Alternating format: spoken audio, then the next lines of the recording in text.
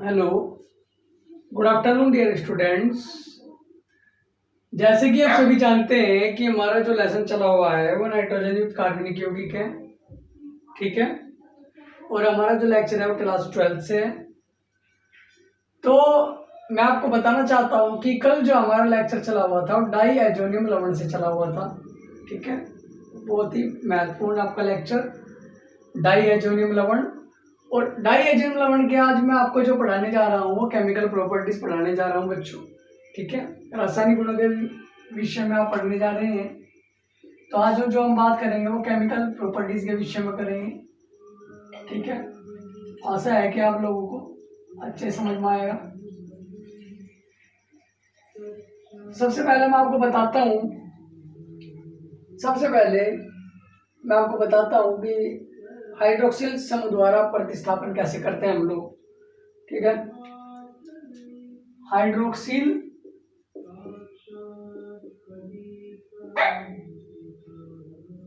समूह द्वारा विस्थापन हम लोग कैसे करेंगे।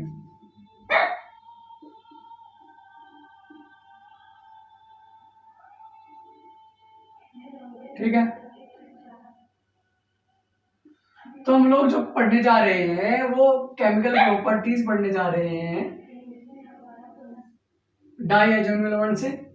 तो हाइड्रोक्सिल समूह द्वारा प्रतिस्थापन ये पढ़ रहे हैं हम लोग। तो उसमें लिखेंगे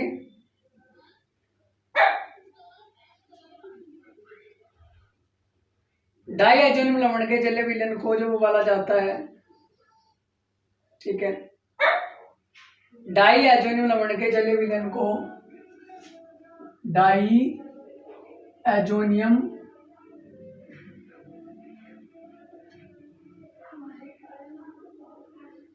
लवण के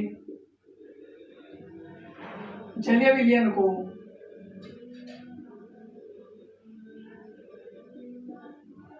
डाई एजोनियम लवण के जलीय विलयन को जब उबाला जाता है,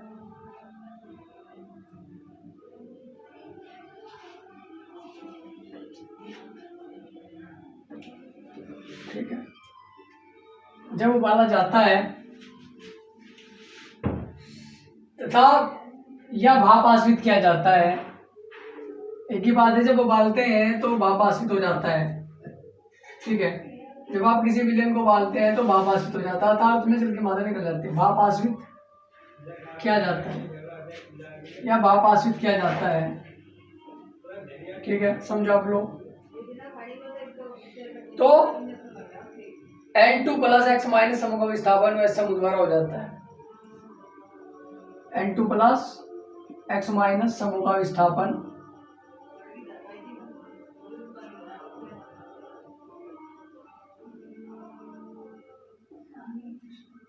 OH- समूह द्वारा हो जाता है।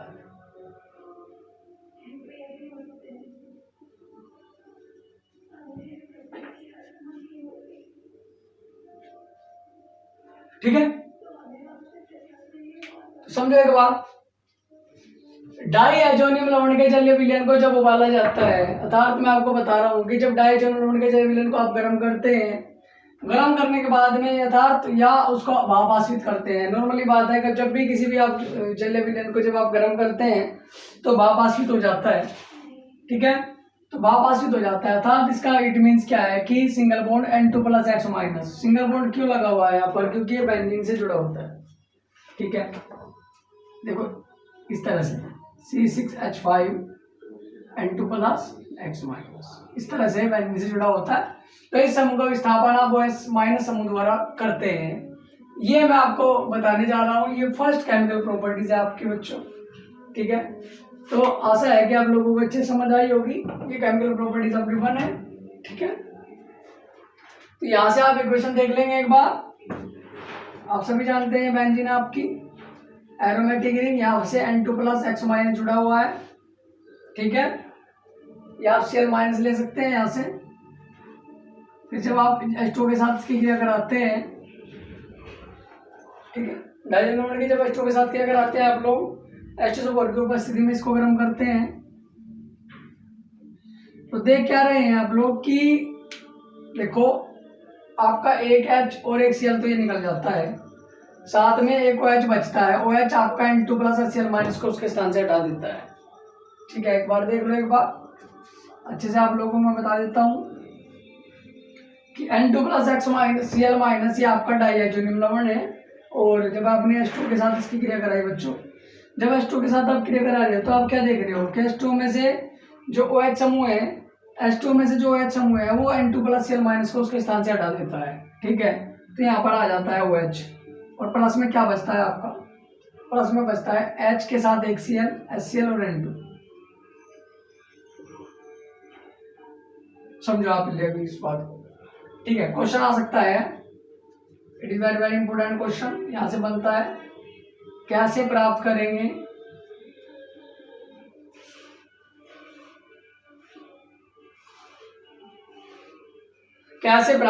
डाइहाइड्रोनियम लवण से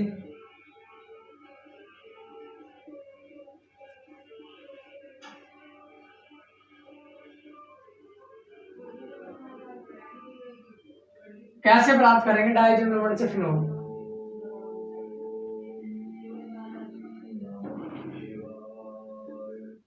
बनाने की रासायनिक अभिक्रिया दीजिए।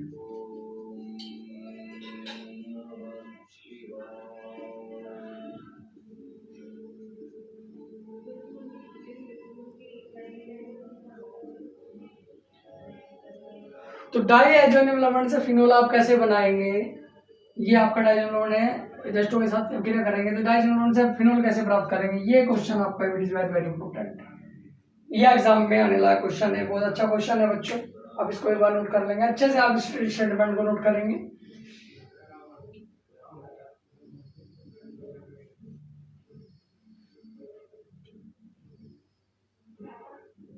देखो होता क्या है कि आप लोग जब पढ़ते हैं समझते हैं तो पढ़ने और समझने से हमें पता चल जाता है कि ये कौन सा क्वेश्चन कितना इंपॉर्टेंट होता है। ठीक है, कौन सा क्वेश्चन कितना इंपॉर्टेंट होता है ये जानकारी हमें मिल जाती है।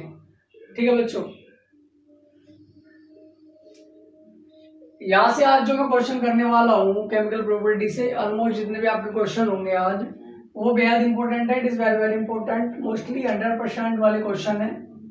ठीक है, एग्जाम में आने की पूरी पूरी संभावना रहती है इनकी। पॉइंट नंबर 2 नोट करेंगे आप लोग। ठीक है, पॉइंट नंबर 2 नोट करेंगे, इसको कर देता हूं मैं।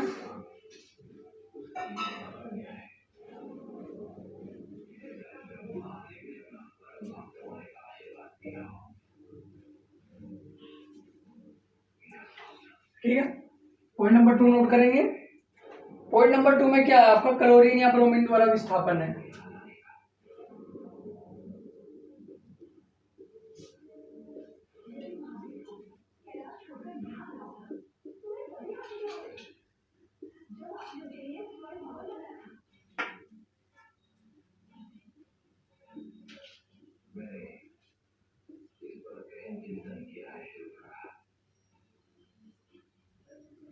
ठीक है, क्लोरीन या ब्रोमीन द्वारा विस्थापन। डाइहाइड्रोनियम लवण के जलीय विलयन में जब क्यूप्रस क्लोराइड या क्यूप्रस ब्रोमाइड के साथ गर्म करते हैं उसको, तो N2X माइनस समूह का विस्थापन Cl या Br द्वारा हो जाता है, इसे सेंटमेयर अभिक्रिया भी कहते हैं। डाइहाइड्रोनियम लवण के जलीय विलयन को डाइहाइड्रोनियम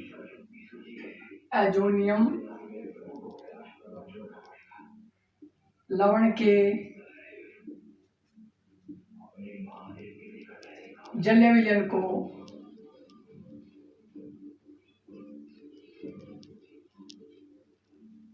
ठीक है, डाइहाइड्रोनियम लवण के जलीय विलयन को क्यूप्रस क्लोराइड या क्यूप्रस ब्रोमाइड के साथ गर्म करके, क्यूप्रस क्लोराइड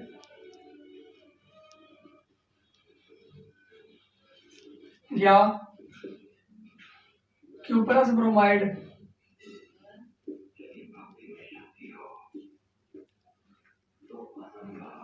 की उपस्थिति में, ठीक है, क्यूप्रस क्लोराइड या क्यूप्रस ब्रोमाइड की उपस्थिति में गर्म करके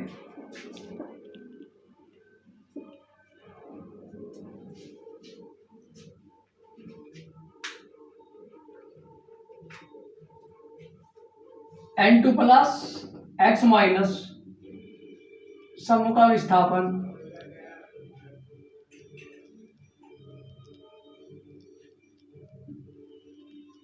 Cl या Br द्वारा हो जाता है।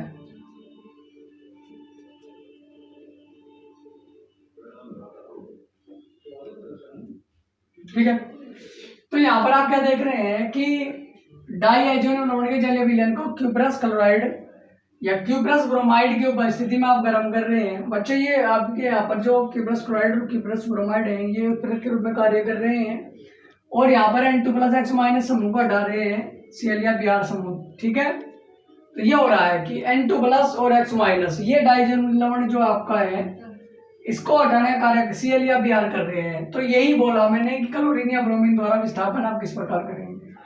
ठीक है, यही मैं आपको समझाने चाह रहा हूँ। तो यहाँ से आप एक अभिक्रिया देखेंगे एक बार, यह आपका अभिक्रिया है N2 plus Cl minus Cu2Cl2 या ठीक है Cu2Cl2 या HCl की उपस्थिति में Cu2Cl2 लिख लो या Cu2Br2 लिख लो। Cu2Cl2 या HCl की उपस्थिति में जब आप इसको गर्म करते हैं तो यहाँ से क्लोरोबेंजीन बनता है। ठीक है, आप देख रहे हैं कि यहाँ से Cl और Br ही तो हटा रहा है ना भाई। यहाँ पर जो कहा गया वो क्लोरीन या ब्रोमीन द्वारा विस्थापन कर रहे हैं। तो नॉर्मली बात है कि क्लोरीन N2 और Cl को हटा देगा उसके स्थान से। अब वो ऑलमोस्ट सभी जानते हैं कि यहाँ से C6H5 मिलेगा, वहां से एक H बचेगा और एक H Cl के साथ जुड़ेगा और HCl बन जाता है। ठीक है, अन्यथा जरूरत भी नहीं है। ठीक है, Cl ने उसको हटा दिया उसके स्थान से और N2 के रूप में बाहर निकल जाता है।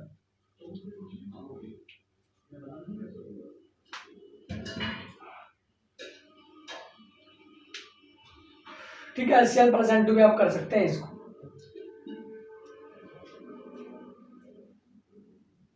नॉर्मली मैं आपको बता दूं इसे सैंडमेयर अभिक्रिया भी कहते हैं। इसे सैंडमेयर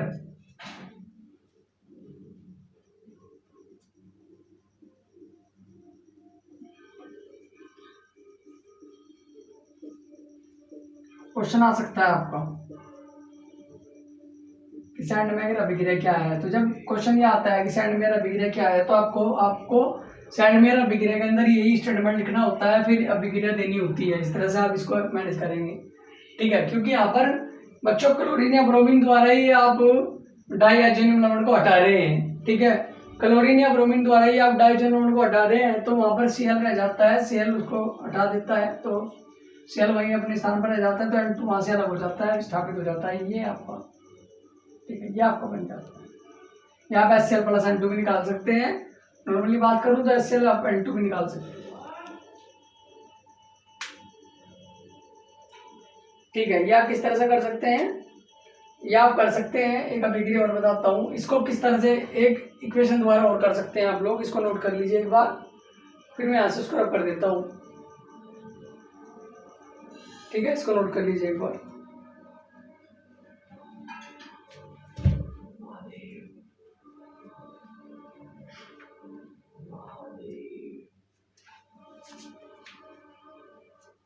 ठीक है, तो आप लोगों ने नोट कर लिया होगा। उसके बाद मैं आपको बता देता हूं।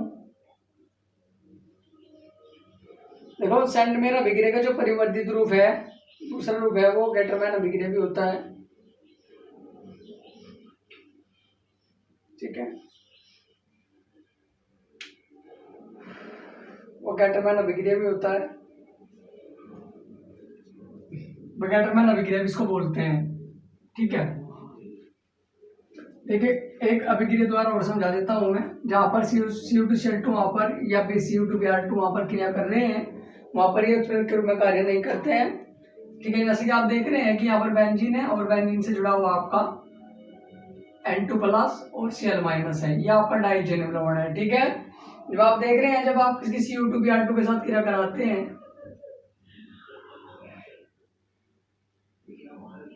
HBr की उपस्थिति में, ठीक है, Cu2Br2 के साथ इसकी क्रिया कराते हैं डाईहाइड्रोजन लवण की, HBr की उपस्थिति में क्रिया कराते हैं तो आप क्या देखते हैं, आप देखते हैं कि यहाँ पर Cl एक है। अब Cl अगर इसको हटाता है, अब नॉर्मली बात क्या है, ठीक है, अगर BrCl इधर हटाता है, Br इसको हटाता है, तो 2 Br है आपके पास, और 2Cl को 2 Br हटाएगा तो 2Cl करना पड़ेगा ना, तो इधर 2 से बैलेंस करना पड़ेगा। ठीक है, अगर 2Br2 इधर है तो इधर 2Cl करना पड़ेगा, 2Cl उधर जाकर जब CO2Cl2 होगा। ठीक है, तो ऐसे ही HBr की उपस्थिति में जो अभिक्रिया है वहां पर जो बना है बच्चों, ठीक है, वो क्या बना है, Br2 उधर जाकर 2Br, क्योंकि 2Cl को 2Br ही हटा सकता है, क्लोरीन या ब्रोमीन द्वारा विस्थापन है ना, तो 2Br बना, साथ में क्या बचा आपके पास, इधर 2Cl इधर जाकर हो जाता है CO2Cl2 और प्लस में N2, ये अभिक्रिया भी आप बता सकते हैं। लेकिन एक बात देख लो यहाँ पर कि यहाँ पर 2N2 है, तो यहाँ पर 2N2 करना हो, 2N2 2Cl इधर जाकर जब जो Cl2 होता है तो 2N2 करना होगा ना, नाइट्रोजन गैस तभी तो निकलेगी यहाँ से, इस प्रकार ब्रोमोबेंजीन। तो कैसे प्राप्त करेंगे, क्वेश्चन ले लो आप लोग, कैसे प्राप्त करेंगे डाइअजोनियम लवण से,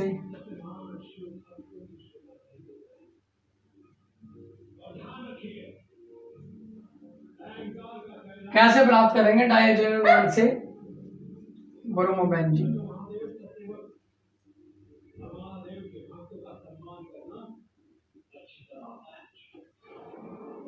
रासायनिक अभिक्रिया द्वारा समझाइए।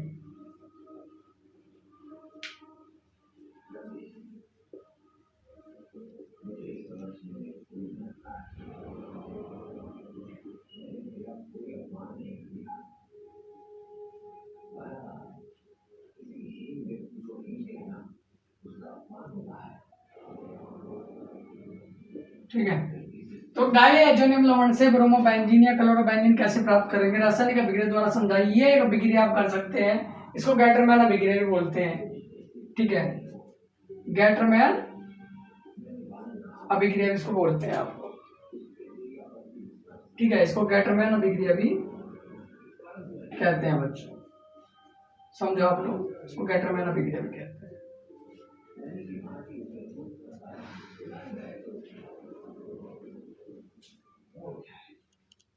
ठीक है, इसको गैटरमैन अभिक्रिया भी कहते हैं, ये आप लोग समझेंगे अच्छे से। तो ऐसा है कि आप लोगों को अच्छे से समझ आया होगा।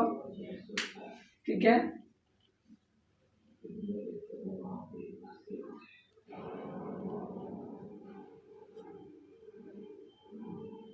ये 2 पॉइंट आपके हो चुके हैं, यानी 2 केमिकल प्रॉपर्टीज आप कर चुके हैं, अच्छे समझ आपने समझा होगा। ठीक है, अब इसको मैं रब कर देता हूँ बच्चों। देखो, गैटरमैन अभिक्रिया में मैंने आपको बताया है कि ये गैटरमैन अभिक्रिया है, एक बार इसको नोट कर लेते हैं। ठीक है,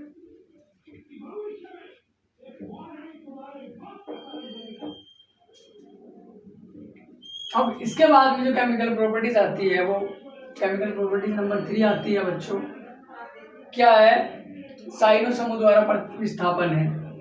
ठीक है, साइनो समूह द्वारा विस्थापन, आप सभी जानते हैं साइनो समूह क्या होता है, CN होता है, साइनो समूह द्वारा विस्थापन। साइनो समूह द्वारा विस्थापन, ये आप नोट करेंगे। डाइअजोनियम लवण के N2+X- समूह को साइनो समूह द्वारा विस्थापन किया जा सकता है। ठीक है, इसके लिए इस लवण के जल्य विलयन की क्रिया पोटेशियम साइनाइड में घुलित Q+ साइनाइड से कराते हैं।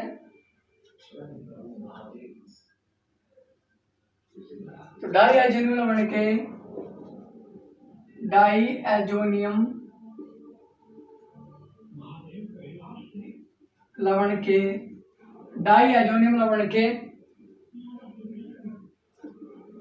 N2+X- समूह का विस्थापन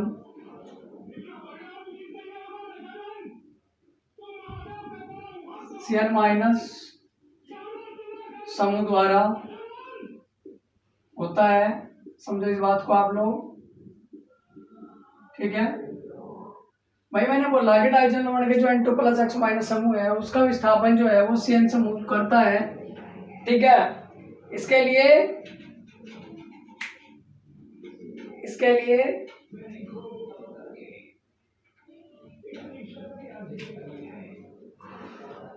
पोटेशियम साइनाइड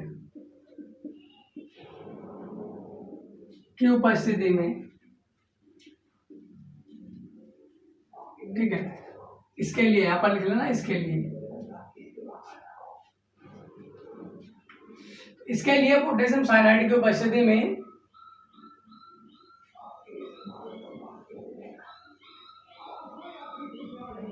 क्यूपरस साइनाइड द्वारा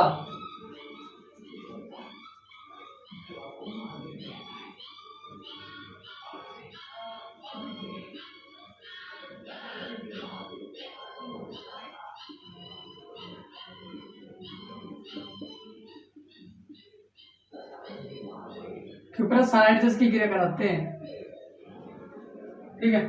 तो पोटेशियम साइनाइड की उपस्थिति में क्यूपरस साइनाइड के साथ इसकी क्रिया कराते हैं।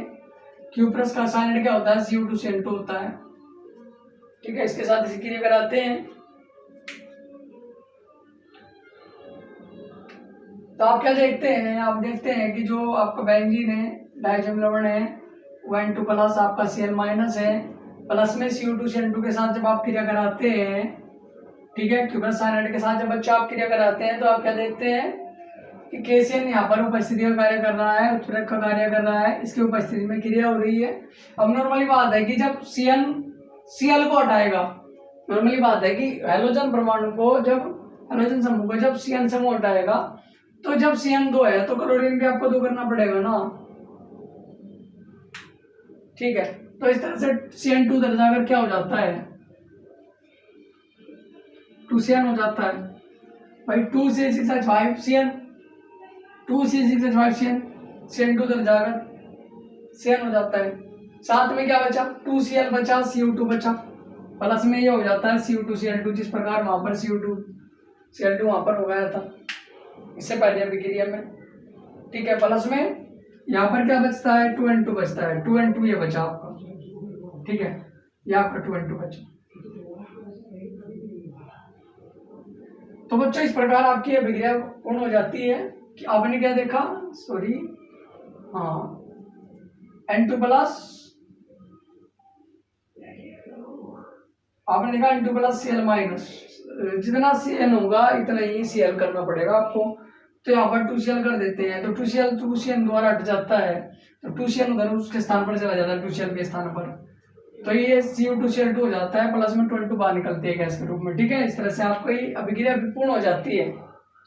तो आशा है कि आप लोगों को अच्छे समझ आई होगी और आप लोगों ने अच्छे समझी होगी, ठीक है।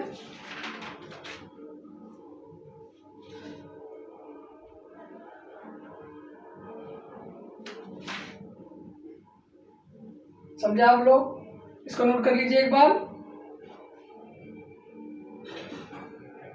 फिर 4th पॉइंट के साथ ही मैं इस लेक्चर को, आज डायज़ोनियम लवण को यहाँ पर समाप्त कर देता हूँ बच्चों, ठीक है। जैसे कि आज आपकी ग्रीष्मकालीन छुट्टियां विद्यालय की ओर से, ठीक है, घोषणा कर दी गई है और गवर्नमेंट के भी ऑर्डर है। तो बच्चों करना क्या है, आपको घर पर अच्छे से बैठना है और इधर उधर नहीं जाना है और अच्छे से घर पर बैठकर अपनी पढ़ाई पर अच्छे से फोकस करना है, जितना हम लोगों द्वारा आपको पढ़ाया गया है, ठीक है। और जितना आप लोगों को हमने पढ़ाया है, जितना हम लोगों ने आपको बताया है, उसका अच्छे से आप लोगों को पालन करना है और अच्छे से आप लोगों को मेहनत करनी है, ठीक है।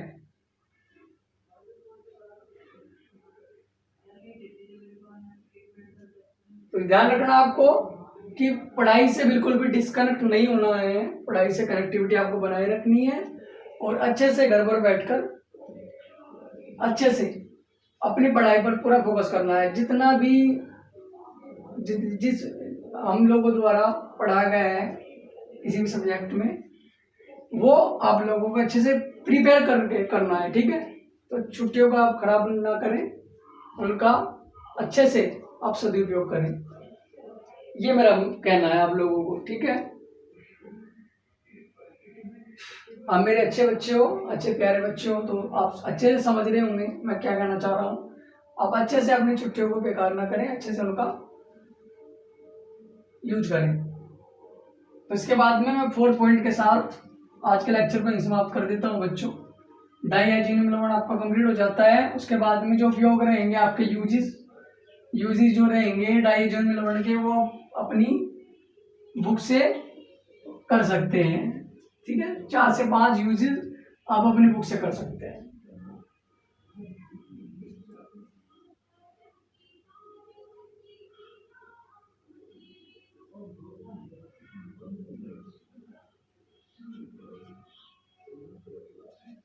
ठीक है, तो यहाँ पर जो नेक्स्ट पॉइंट है आपका नाइट्रो समूह द्वारा विस्थापन है आपका 4th पॉइंट बच्चों आपका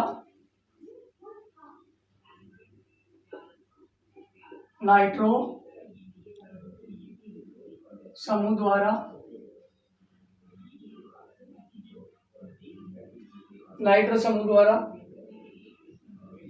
विस्थापन, ठीक है। नाइट्रो समूह द्वारा विस्थापन, तो नाइट्रो समूह आप सभी जानते हो, NO2 को समूह को आप नाइट्रो समूह बोलते हो बच्चों। इसके अंदर आप लिखेंगे जब डाइहाइड्रोनियम टेट्राफ्लोरोबोरेट को जब डाइहाइड्रोनियम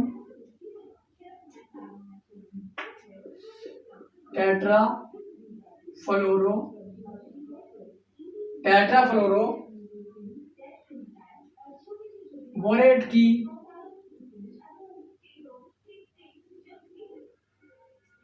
ठीक है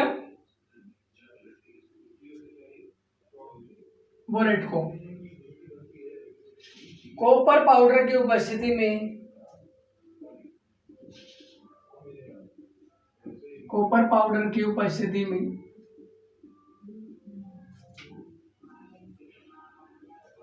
ठीक है, कॉपर पाउडर की उपस्थिति में सोडियम नाइट्राइट के जलीय विलयन के साथ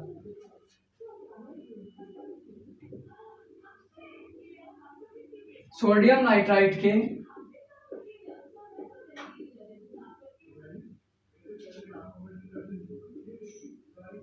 जलीय विलयन के साथ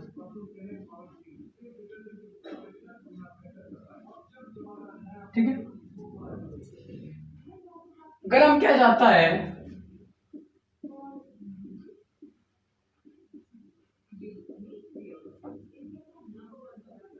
तो N2 प्लस X माइनस का NO2 समूह द्वारा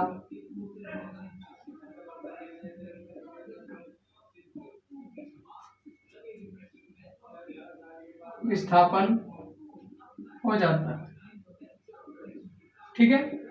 आप लोग इसको समझे कि डाइहाइड्रोनियम जो है वो आपका टेट्राफ्लोरोबोरेट को जब डाइहाइड्रोनियम लवण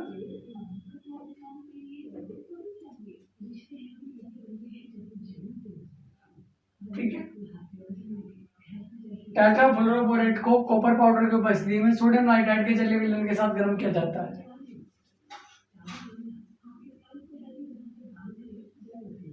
जब डाइहाइड्रोनियम लवण को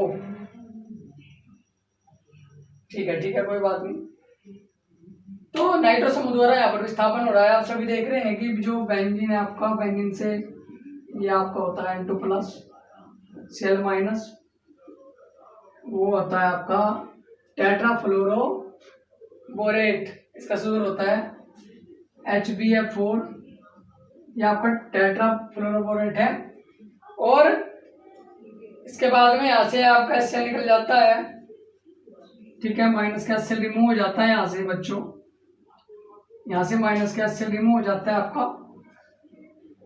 ये बचता है आपके पास N2BF4, ठीक है, ये बचता है आपके पास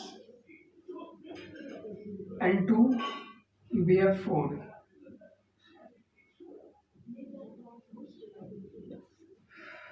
ठीक है, ये प्लस में और ये माइनस में, जैसे कि ये पहले भी लवण के रूप में था। तो Cl वहां से H हटा दिया, HCl के रूप में निकल जाता है। फिर NaNO2 के साथ सोडियम नाइट्राइड के साथ अब क्रिया कराते हैं। ठीक है, कॉपर पाउडर की उपस्थिति में NaNO2 कॉपर पाउडर की उपस्थिति में आप इसकी क्रिया करा रहे हैं। ठीक है, NaNO2 के साथ क्रिया करा रहे हैं, तो आप क्या देख रहे हैं कि यहाँ से NO2 मिल जाता है। NO2 समूह जो होता है वो इसको विस्थापित कर देता है।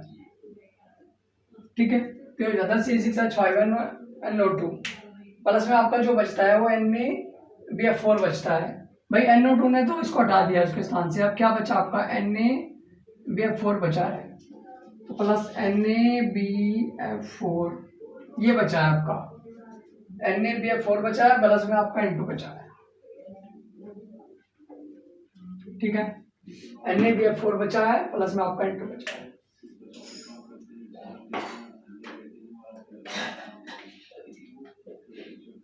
ठीक है, तो डाइजन लवण की क्रिया टेट्राफ्लोरोबोरेट के साथ कॉपर पाउडर को बजनबाग कराते हैं। यहाँ से HCl निकल जाता है, आप देख रहे हैं कि यहाँ से HCl रिमूव हो जाता है। HCl रिमूव होने के बाद में हमारे पास क्या बचता है, हमारे पास N2BF4 बचता है। फिर उसके साथ क्रिया सोडियम नाइट्राइड की आप कराते हैं, NaNO2 के साथ क्रिया कराते हैं। यहाँ से आपका NaBF4 निकल जाता है, साथ में आपका NO2 उसका हटा देता है, तो N2 के रूप में गैस के रूप में बाहर हो जाता है। ठीक है, इस प्रकार आपने नाइट्रोबेंजीन प्राप्त कर लिया। ठीक है, नाइट्रोबेंजीन यहाँ से आपने प्राप्त कर लिया। ठीक है, तो क्वेश्चन आ सकता है कैसे प्राप्त करेंगे, क्वेश्चन नोट कर लेना बच्चों, कैसे प्राप्त करेंगे, क्वेश्चन बड़े इंपॉर्टेंट है, नोट में लिखते रहना। ठीक है, कैसे प्राप्त करेंगे, डाइहाइड्रोजन लवण से।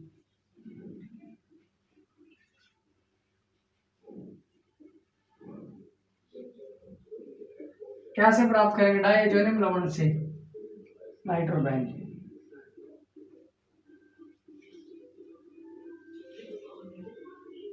रासायनिक अभिक्रिया द्वारा समझाइए।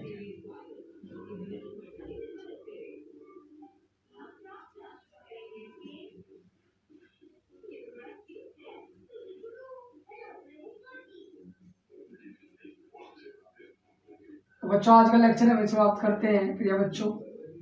ठीक है, ठीक है, जैसे मैंने आपको बताया है आज की क्लास में उसका आप अनुसरण करेंगे और अच्छे से अपनी छुट्टियों को खराब न करते हुए उनका पूर्णतः ध्यान रखेंगे और टाइम का बिल्कुल सदुपयोग करें।